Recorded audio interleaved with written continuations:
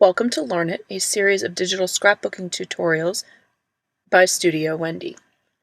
Today we're going to be looking at the Doodle Extractor, which will help you transform scanned doodles into transparent ones in Photoshop, as well as save them as brushes.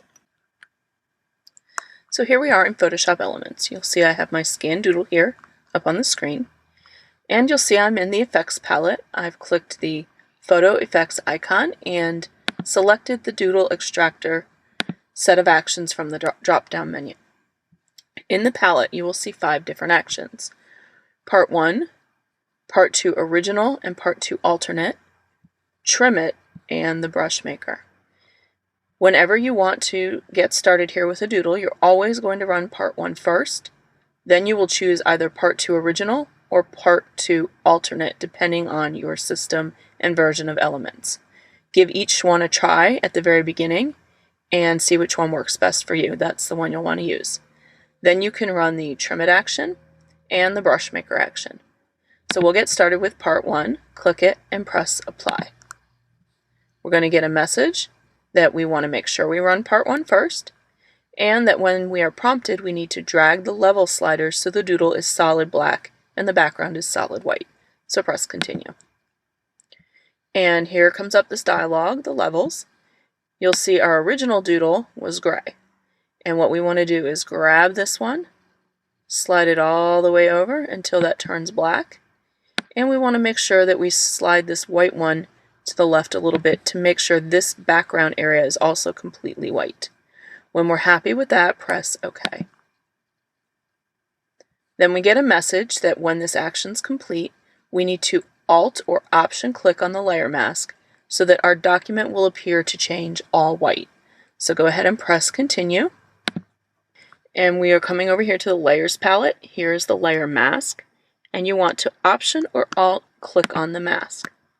Now our document turned all white. That's exactly what the instructions said that should happen. So we are good to go to run Part 2. I'm going to go ahead and duplicate this document so I can show you how the alternate version works. When I do, I'm going to go ahead and Option or Alt click on that mask again. There we go. Okay, so here I am. I'm going to click on the alternate version and press Apply. This just reminds us to run Part 1 first. Say Continue. Now we get this little message. Look at your doodle. Here's the doodle. If the doodle is black, press Stop and run the original version instead. If your doodle is white, press Continue. Now our doodle is black, so the alternate version is the wrong version for me. I'm going to press Stop. I'm going to go ahead and just close out of this copy since I copied it for you. We're back to our original file here, and I'm going to run the original Part 2. Say Apply. And Continue.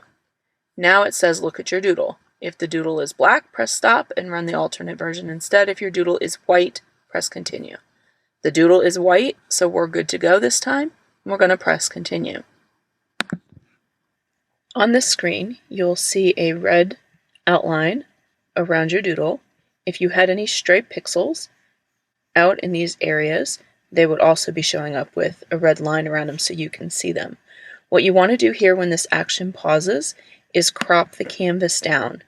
You want to get as close to your element here as you can without cutting anything off. So go ahead and drag these handles over as close to your element as you can get it. And when you're happy with that, press the green arrow key or press Enter to commit. Now we can turn our doodle into a brush by clicking the Brush Maker and clicking Apply. This lets us know that our doodle will be saved as a brush. When prompted, enter a pixel size less than 2500 pixels. So press Continue. Here our image size is already 1400 by 1300, so that's under 2400 pixels. We don't have to resize it. We can just press OK. When this dialog comes up, you have the chance to name your brush. We'll call this one Heart Brush and say OK.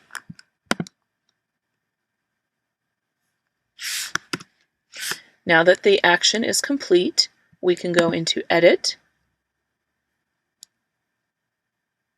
Preset Manager, click on the brushes from the drop-down menu. Under More, click on Small List to see them all in a list view. You can scroll down here and see here is our heart brush.